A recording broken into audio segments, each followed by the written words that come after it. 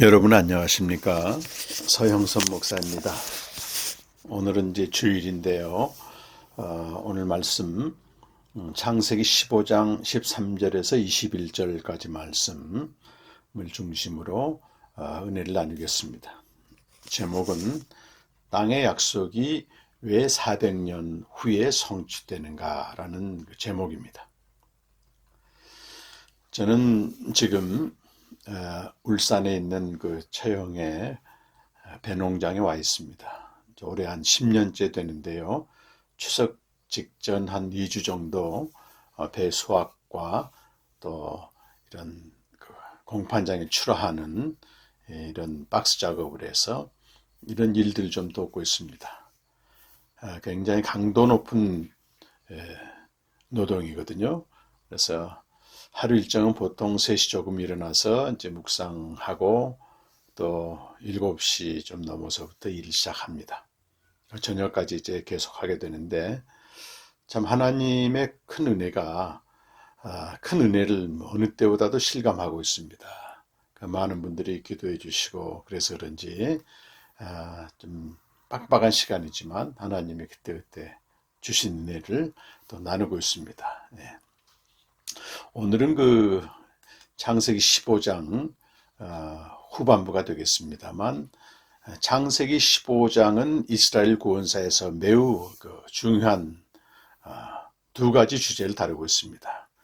자, 창세기 12장 3절에서 하나님이 아브라함을 부르셔서 모든 민족이 그를 통해서 복을 얻을 것이라고 이제 약속을 하셨죠.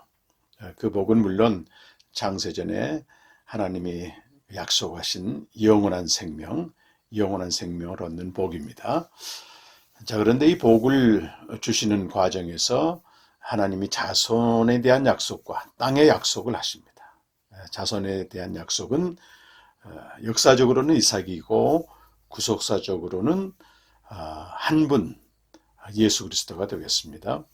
그리고 땅의 약속은 역사적으로 가나안 땅이고 구속사적으로는 예수 그리스도를 통해서 그를 믿음으로 들어가는 하나님 나라가 됩니다.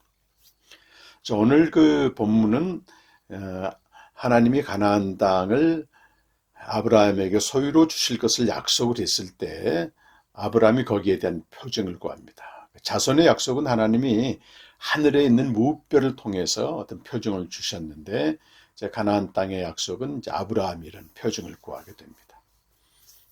그때 하나님께서는요, 고대의 그 계약 체결 의식을 준비시킵니다. 3마리 짐승을 쪼개 마주보게 하고 2마리의 새도 각각 마주보게 하는데 이것은 에레미야 34장 17절에서 20절에 나온 대로 중요한 계약을 할 때 체결 방식이 됩니다. 그래서 계약 당사자는 쪼갠 짐승을 앞에 두고 계약서를 낭독하고 당사자가 동시에 쪼갠 고기 사이로 지나가게 됩니다. 이것은 계약을 파기했을 때 쪼갠 고기처럼 된다는 소위 자기 저주를 선언하는 거죠. 그래서 이런 계약 체결 방식은 어떤 목숨을 걸고 하는 아주 중요한 계약을 할 때 사용된 방식이었습니다. 자, 아브라함이 계약을 체결 준비를 다 한 후에 이제 깊은 잠에 빠졌죠. 그때 하나님께서 말씀으로 임하시는데요. 요 내용 오늘 13절에서 16절을 이제 삽입구절로도 보는데요.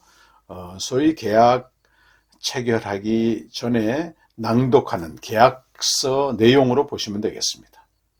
그 계약서 내용은 그겁니다. 아브라함 그의 자손이 다른 나라에서 다른 나라로 옮겨 지금은 가나안 땅에 나그네로 있죠. 옮겨 그 나라의 종이 되어 노예가 되어 400년 동안 고통을 당할 것이다. 그리고 그런 다음에 하나님이 그 나라에서 이 아브라함의 후손을 빼내온다고 하는 것입니다. 그 나라 이방 나라를 벌하시고 또 그 나라에 많은 재물을 가져오게 되고 그러나 아브라함은 장수하다가 편히 이 땅에 죽을 것이다. 아브라함 당대에는 전혀 한 평도 그 가나안 땅을 소유로 얻지 못합니다. 이게 하나의 딜레마죠. 그러나 아브라함은 가나안 땅은 말이죠. 어떤 모형이고 본체는 가나안 땅의 본체는 하나님 나라가 됩니다. 그래서 아브라함은 당대에는 한 평도 땅을 얻지 못했지만 그 땅이 예시하는 하나님 나라에 이미 들어갔다고 하는 것입니다. 그것은 요한복음 8장 56절에 있는 그 아브라함은 나의 때 볼 것을 보고 기뻐하고 즐거워했노라고 하는 예수님의 그 선언으로 확증할 수 있겠습니다. 자, 그런데 우리 한 가지 궁금한 것은요. 왜 지금 이 가나안 땅을 소유로 주지 않고 최소한 400년 지난 다음에 이 가나안 땅을 하나님이 소유로 주겠느냐? 그것이 이제 16절에 이유가 나와 있는데요. 그것은 아모리 사람들의 죄가 아직 벌을 받을 만큼 차지는 않았다. 그것입니다. 아브라함에게 약속한 가나안 땅인데요. 아모리 사람은 가나안 땅을 대표하는 족속이라고 할 수 있습니다. 그렇다면 우리가 이런 생각을 해볼 수 있어요. 그러면 400년 지난 다음에 하나님이 어떤 사람을 택하셔서 바로 그 가나안 땅을 주시면 되지. 굳이 아브라함은 생존하지도 않고, 여러분 우리가 만약에 이 세상을 떠나 400년 후라고 생각을 해보십시오. 거의 존재 가치조차도 없습니다. 아주 특별한 사람 외에는 거의 역사적으로 남아있을 수가 없죠. 그런데 하나님이 아브라함이 죽은 후 사후 최소한 400년 후에 그 땅을 차지할 거라고 이제 말씀하고 있는 것입니다. 저는 오늘 늘 이렇게 묵상하기도 하고 캠프 때마다 증거하기도 하고 또 제 복음과 생명책에 이런 부분들을 다루기도 했는데 오늘은 특별히 왜 400년 후인가 이 부분에 대해서 조금 하나님이 비춰주시는 말씀이 있어서 여러분과 좀 나누려고 합니다. 자, 여러분 일단 하나님이 계약을 이제 체결하실 때 원래 계약 당사자가 쪼갠 고기 사이로 지나가야 되는데 하나님을 상징하는 횃불만 지나갑니다. 그래서 이 횃불만 지나가는 것을 하나님만 지나갔다. 횃불은 하나님을 상징하니까요. 하나님이 일방적으로 아브라함의 상태와 상관없이 이제 지키신다고 하는 그런 내용을 다루고 있습니다. 자, 오늘 좀 살펴볼 게 아모리 족속의 죄악이 형벌 받을 만큼 가득 차지 않았다. 바로 이것 때문에 아브라함과 그의 자손에 대한 땅의 약속이 400년 동안 유보된다고 하는 것입니다. 이방 민족에 대한 하나님의 심판이 지체됨으로써 아브라함과 그의 자손은 도리어 다른 또 이방 민족에게 애매히 고통을 당하는 셈이죠. 그렇다면 우리가 인간적으로 볼 때 하나님께서는 애꿎게 자기 백성에게 고난을 주시는 분이 아닌가 이렇게 비춰질 수 있습니다. 이 구약학자, 굉장히 권위 있는 구약학자이기도 하고 창세기를 잘 추석해 놓은 폰나드라고 하는 분이 있습니다. 폰나드는 바로 이 단락을 구약 성경의 역사신학으로 보았습니다. 역사신학의 진열장이다. 여러분 역사신학이 무엇입니까? 역사신학은 일단 하나님이 세계를 창조하시고 세계를 다스린다라고 하는 것에 근거를 두고 있습니다. 그러니까 역사신학은 역사는 하나님이 지금 그의 뜻대로 섭리하신다 이런 뜻이겠죠. 그가 창조하신 세계를 그의 뜻대로 섭리하신다라고 하는 것입니다. 역사신학은 19세기 초반 헤겔에 의해서 정립합니다. 헤겔의 역사신학이라는 그 책이 있죠. 저는 김균진 교수님이 번역한 헤겔의 역사신학을 읽고 있는데 굉장한 그 통찰이 많습니다. 자, 그런데 100년, 한 150년 지난 다음에 이 탄넨베르그가 역사신학을 좀 더 심화했습니다. 역사로서 나타난 계시라고 하는 유명한 책을 썼죠. 자, 헤겔의 역사신학은 하나님의 역사 속에 부정한 것들, 불의한 것들을 다시 뒤집어 부정케 하심으로써 결국은 선한 결과를 끌어낸다. 이게 바로 헤겔의 역사신학의 핵심입니다. 이건 소위 변증법적 역사관이죠. 부정한 것들을 다시 부정케 하셔서 하나님이 다시 선한 결과를 가져온다. 하나님의 어떤 선한 섭리가 역사를 인도하고 있다고 본 것입니다. 그런데 해겔의 그 역사신학은 좀 비판을 받습니다. 왜냐하면 이 하나님의 선한 결과를 역사의 현실 안에서 이루어진다고 하는 걸로 본 것입니다. 예를 들면 기독교 국가로서의 프로이센을 역사의 마지막에 둡니다. 물론 그런 환상은 있습니다. 우리가 어떤 기독교인이 어떤 하나님의 사랑과 공의로 잘 다스리게 되면 그 나라가 하나님 나라가 될 수 있다고 하는 환상은 있지만 사실 그것은 역사적으로 볼 때 이루어지지 않는 현실이었습니다.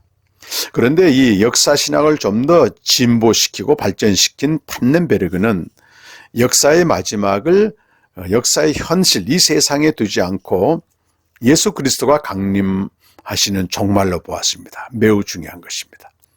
그래서 이 그리스도의 부활신앙을 아주 강조하고 있어요. 판넨베르그는.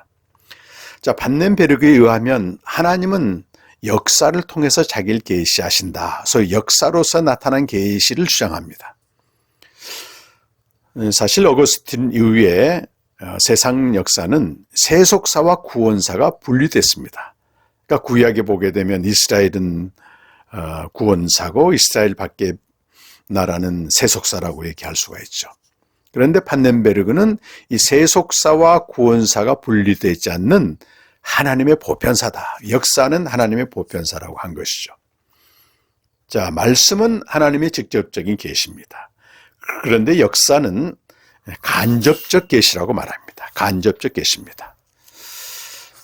왜 간접적 계시인가? 이것은 역사의 종말, 그리스도가 재림하실 때, 강림하실 때 비로소 역사는 직접적 계시, 숨어있던 하나님이 마침내 역사 안에 드러나신다는 것입니다. 굉장히 이것도 의미가 있습니다. 자, 그런데 여기서 이 세속사와 구원사가 분리되지 않는 역사를 주장할 때는, 소위 보편사를 주장할 때는 하나님은 과연 옳으신가라고 하는 신정론에 의해서 비판을 받습니다. 자, 보십시오, 여러분. 역사가 선하신 하나님의 계시라면 어떻게 역사 안에서 불의와 불공정이 나타나는데 이것을 해명할 수 있는가, 이런 문제예요. 다시 말해 보편사로서 역사는 세계의 부정성이나 무고한 자의 고통이나 또는 인간의 죽음이나 기아와 전쟁의 문제를 설명하지 못한다는 것입니다. 이것은 여기에 대해서 가장 신정론에 대해서 반기를 든 사람이 바로 도스토옙스키입니다. 이 까라마초프가의 형제들의 책을 보게 되면 아주 극단적인 예를 들죠. 어느 날 주인이 애지중지하는 사냥개를 다치게 했어요. 그 노예의 아이가 그런 일을 했습니다. 화가 난 주인이 사냥개를 풀어서 그 노예의 어린아이를 물려서 깜찍하게 죽게 합니다.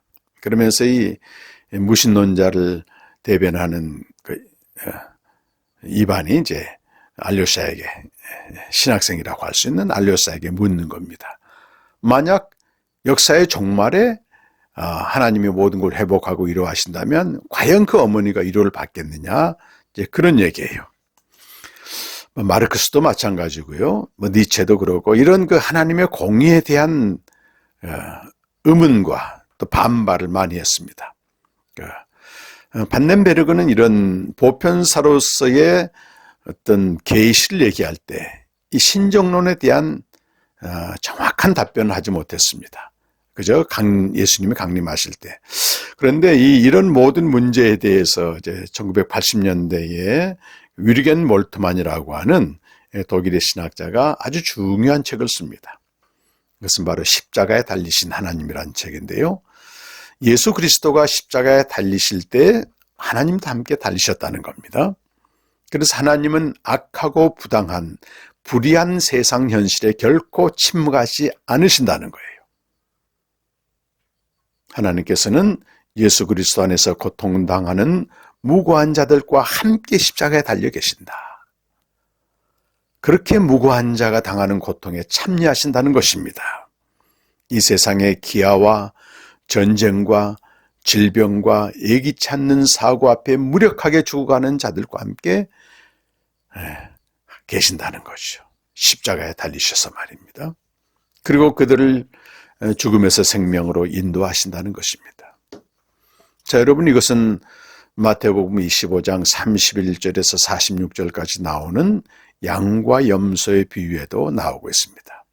예수께서는 이 세상에서 지극히 작은 자, 가난한 자, 고통당하는 자, 굶주린 자, 질병으로 신음하는 자, 이 목마른 자, 이들 안에 현존하신다는 거예요. 그러므로 그리스도 안에서 십자가에 달리신 하나님을 아는 자는, 이 하나님을 믿는 자는 무고하게 고통당한 자들과 함께 한다는 겁니다. 적어도 말입니다. 다른 사람에게 무고한 고통을 줄 수는 없다고 하는 것입니다. 이것이 하나님을 믿는 거죠. 참된 하나님. 하나님이 누구인가? 그분이 십자가에서 이 고통당하는 자들과 함께 계신다고 하는 걸 믿기 때문에 이런 무고한 고통을 절대 조장할 수는 없습니다. 이 판넨베르그가 말이죠. 역사의 마지막을 종말로 본 것은 옳았습니다. 그리스도가 강림하시는 바로 그날에 역사의 그 간접적 계시로 존재했던 역사의 커튼이 이제 거두어집니다. 그리고 역사는 직접적 계시를 성취하게 됩니다. 계시록은 그날에 나타날 역사의 계시를 미리 보여줍니다. 계시록 7장 15절에서 17절 말씀을 제가 읽겠습니다. 그러므로 그들이 하나님의 보좌 앞에 있고 또 그의 성전에서 밤낮 하나님을 섬기매 보좌에 앉으신 이가 그들 위에 장막을 치시리니 그들이 다시는 줄이지도 아니하며 목마르지도 아니하고 해나 아무 뜨거운 기운에 상하지도 아니하리니 이는 보좌 가운데 계신 어린 양이 그들의 목자가 되사 생명수 샘으로 인도하시고 하나님께서 그들의 눈에서 모든 눈물을 씻어주실 것임이라. 아멘. 아멘. 자, 여러분, 세상은 여전히 불의와 불공평의 현실입니다. 신실한 성도가 고난을 당하기도 하고 무고한 자들이 희생당하기도 합니다. 또 어느 성도는 이런 얘기를 제게 직접 했어요. 이 목사님, 왜 하는 것마다 저는 되지 않습니까? 일이 풀리지 않는다고 하는 것입니다. 이런 어려움이 우리의 현실입니다. 또 눈을 돌려보면 우크라이나의 전쟁은 참혹합니다. 그러나 사람들에게는 점점 잊혀져 가고 있고요. 저 북한의 동포들 지금도 이 압제자의 고통에 오랫동안 시달리고 있습니다. 우리 한국 상황만 봐도 말이죠. 악인들은 제 세상을 만나는 형통하지만 의인들은 때로 설 자리가 없습니다. 우리 얼마 전에도 지난주죠 벌써 수원에 살던 세 모녀가 이렇게 집단으로 자살하고 시신이 발견됐습니다. 그 어머니는 그 암으로 투병하고 있었고 두 딸은 난치병으로 고생하다가 생을 마감했습니다. 이런 세상 현실 한가운데 우리는 막막해지고 할 말을 잊곤 합니다. 그러나 오늘 아브라함의 역사를 통해 하나님은 말씀하고 계십니다. 이방 나라의 죄악으로 택한 백성이 400년씩이나 다른 이방 나라에서 종살이하며 고통을 당한다고 하는 것입니다. 그런데 말이죠. 그들만 당하는 고통이 아니고 사실은 400년 동안 고통당하기 위해서 애굽에 들어갈 때 창세기 46장 1절에 4절 보면 내가 그들과 함께 들어가고 그들과 함께 있을 것이라고 말씀하십니다. 그리고 출애굽기 2장 24절에서 25절 보면 그 400년이 지난 다음에 하나님이 이들 고통에서 건져내실 때 이렇게 말씀하십니다. 하나님이 그들의 탄식하는 소리를 들으시고 아브라함과 이삭과 야곱에게 세우신 언약을 기억하시고 이스라엘 자손의 종살이를 보시고 그들의 처지를 생각하셨다. 여기 마지막에 그들의 처지를 생각하셨다 할 때 생각하셨다 이 말씀은요, 히브리어로 야다입니다. 우리 개역개정에는 기억하다로 되어 있는데 야다는 딱 하나가 되어서 함께 하신다는 뜻입니다. 여러분 400년 동안 고통당한 그들에게 그 조상들에게 하신 언약은 절대로 파괴되지 않았다고 하는 것입니다. 마침내 그들을 애굽에서 건져내신다고 하는 거예요. 여러분 우리도 마찬가지입니다. 우리에게 주신 언약은 이제 생명을 주셨고 다시 그리스도가 오신다고 하는 거예요. 그리고 무엇보다도 그 고통당한 이스라엘 자손들, 노예로 살았던 그들과 하나님이 함께 하시듯이 오늘날 하나님 우리와 함께 하신다는 것입니다. 여러분 이것이 가장 큰 위로고 또 현실적으로 경험하는 능력입니다. 여러분 고난을 견딜 수 있는 그 마지막 때 하나님 함께 하시는 게 아니고 지금 여기에 종사를 하고 신음하고 있을 때 그분이 우리와 함께 계신다고 하는 게 여러분 이만한 위로가 어디가 있겠습니까? 그렇습니다. 하나님이 아브라함의 자손을 반드시 구원하신 것처럼 우리 역시 반드시 구원하세요. 그리고 지금 여기 함께 계십니다. 여러분 우리 그리스도인은 역사를 통해 자기를 계시하시는 하나님을 믿습니다.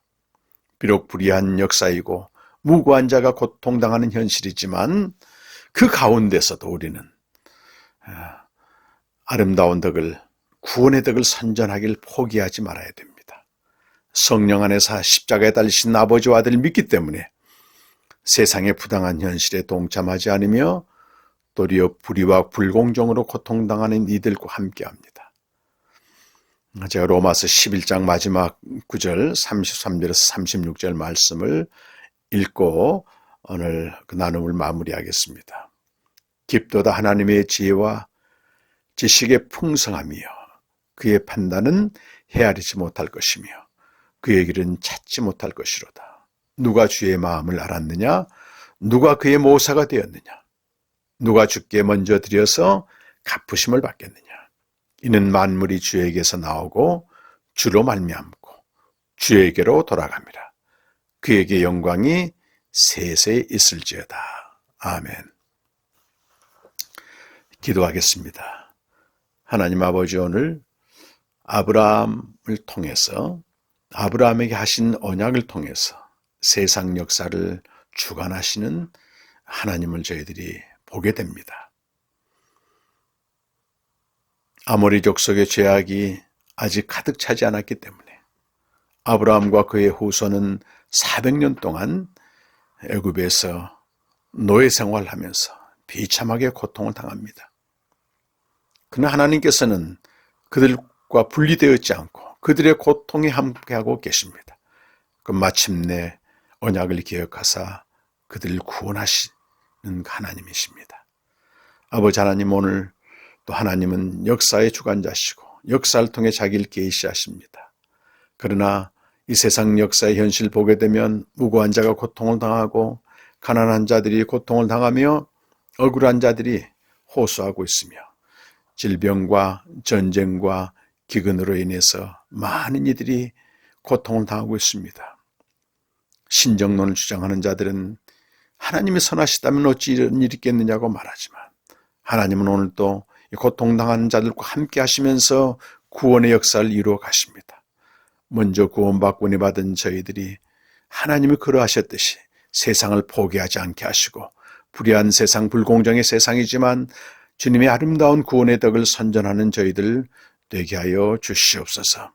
무고하게 고통당한 자들과 함께하며 적어도 우리의 유익과 탐심을 위해서 무고한 자들에게 고통을 가하지 않는 그런 삶을 살아갈 수 있도록 은혜를 베풀어 주시옵소서. 종말에 주님께서 역사의 커튼을 거두시고 모든 눈물을 닦아주시고 다시는 고통도 없는 곳으로 인도하십니다. 그러나 그러기 전에 오늘 십자가에 달리신 그리스도께서 우리와 함께 하심으로 이 고난을 넉넉히 견디게 하고 이 고난 가운데 이루하심을 믿습니다. 이 은혜로 오늘 하루도 승리케 하시고 한 주간 승리할 수 있도록 우리에게 은혜를 베풀어 주시옵소서.